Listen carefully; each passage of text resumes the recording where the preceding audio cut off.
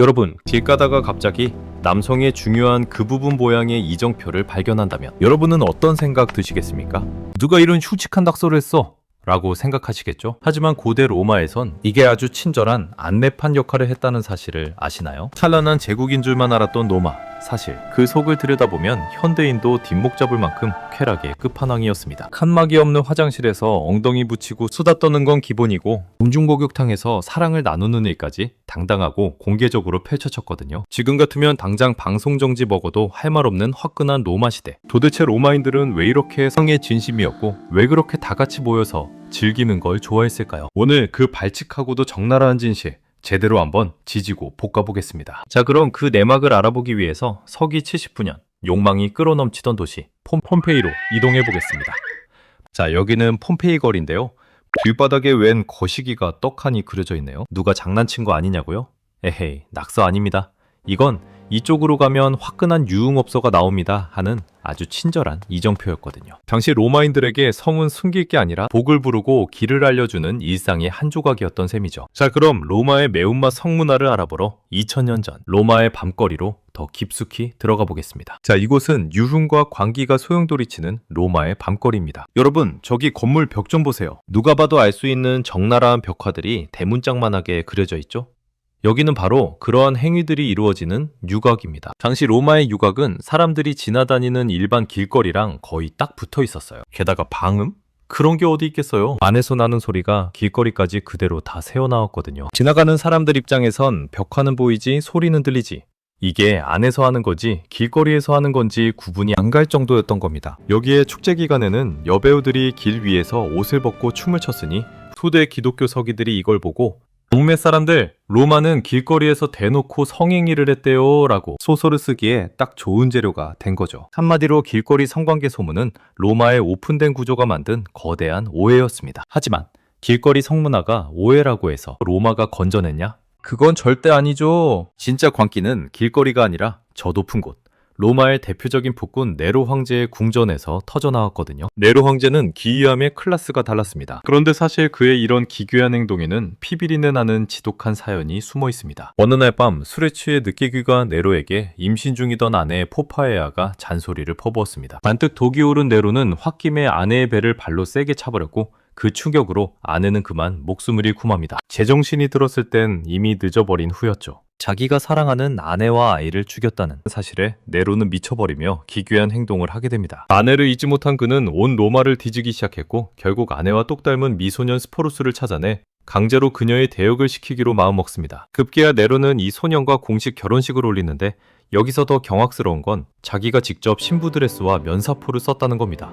귀족들 앞에서 수줍어하는 신부 연기를 하며 신혼밤 퍼포먼스까지 벌였죠. 황제라는 양반이 면사포 쓰고 신부놀이를 하고 있으니 로마의 도덕성은 이미 안드로메다로 간 지 오래죠. 인물이 이렇게 풀파워로 탁한데 민물이 맑길 바라는 건 양심불량 아닐까요?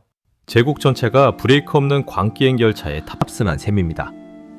이후에 칼리굴라 황제는 아예 궁궐 안에 사창가를 차렸습니다. 더 충격적인 건 거기서 일하는 사람들이 노예가 아니라 로마 귀족 부인들이었다는 거예요. 황제가 권력으로 귀족들을 압박해서 강제로 일을 시키고 자기는 옆에서 호객행위를 하며 낄낄거렸다는 사실. 이건 단순한 성문화가 아니라 내가 이만큼 너희를 짓밟을 수 있다는 무시무시한 권력과시였습니다. 자, 그럼 여기서 의문이 생기죠. 이 말도 안 되는 황제들의 사치와 광기, 그리고 전 국민이 즐겼던 이 화끈한 문화들을 유지하려면 대체 얼마나 많은 돈과 인력이 필요했을까요? 그 해답은 로마인들이 가장 사랑했던 장소, 바로 목욕탕에 숨어 있습니다. 우리는 흔히 화려한 대리석탕 위에서 여유를 즐기는 로마인들만 떠올리지만 사실 그 화려함 뒤엔 차마 눈뜨고 볼 수 없는 지옥 같은 풍경이 있었거든요. 자, 그럼 차마 눈뜨고 볼 수 없는 제정신 아닌 로마 시대 목욕탕의 진실을 확인하러 공중 목욕탕으로 이동해 보겠습니다. 자, 이곳은 로마인들의 욕망이 직결하는 파라다이스 공중 목욕탕입니다. 여러분, 로마 목욕탕을 단순히 때미는 곳이라 생각했다면 큰 오산입니다. 여긴 사실상 옷을 벗고 들어가는 거대한 사교 클럽이었거든요. 초기 로마 목욕탕의 가장 큰 특징은 바로 혼탕이었습니다. 남녀가 실오라기 하나 걸치지 않은 채 같은 탕에 들어가 앉아 있었죠.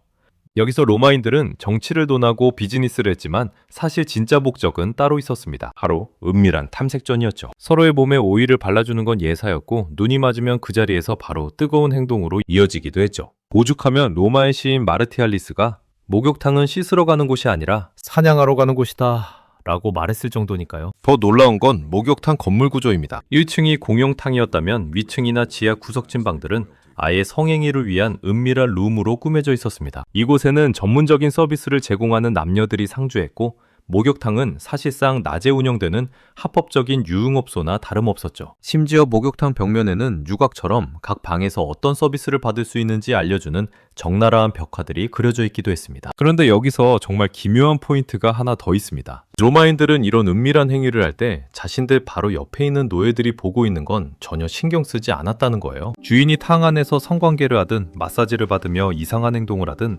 노예는 그냥 그 자리에 서 있는 벽지 같은 존재였습니다. 노예뿐만 아닙니다.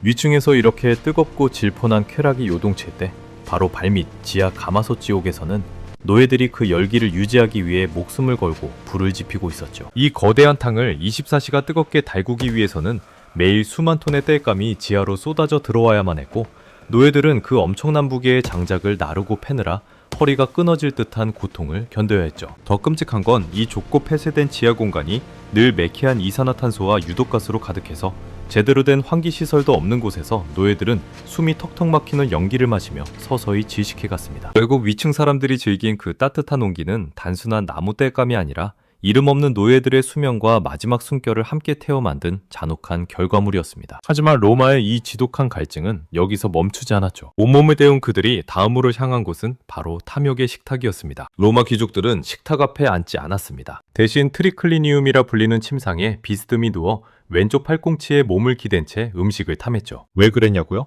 당시 로마에서 앉아서 먹는 것은 일해야 하는 하층민이나 노예들의 몫이었기 때문입니다. 나는 손가락 하나 까딱 않고 누워서도 이 모든 풍요를 누릴 수 있다는 걸 온몸으로 과시했던 겁니다. 하지만 그 비뚤어진 여유 뒤엔 더 기괴한 풍경이 따랐습니다. 혀끝의 쾌락을 무한 리필하려고 일부러 목구멍을 자극해 개어내고 다시 위장을 채우는 무한 먹방을 이어갔습니다. 그들이 낄낄거리며 뱉어낸 오물을 제 손으로 받아내고 쏟아진 포도주를 머리카락으로 닦아내던 식탁 밑의 노예들. 위층의 웃음소리가 커질수록 식탁 아래 노예들의 존엄은 토사물과 함께 썩어가고 있었습니다. 이 잔인한 갈증은 신성하다는 베스타 신전에서도 소름 끼치게 반복됩니다. 로마의 불꽃을 지키는 여사제들은 추앙받는 존재였지만 불꽃이 꺼지는 순간 그녀들의 운명도 함께 꺼졌습니다. 사소한 실수나 정절에 대한 의심만으로도 로마는 그녀들을 산채로 땅 밑에 박아버렸습니다. 국가의 번영이라는 거대한 불꽃 아래 차가운 흙더미 속에 갇힌 여인의 비명이 로마의 밤을 지탱하는 마지막 땔감이 되었던 셈입니다. 어쩌면 우리가 기억하는 찬란한 로마는 사실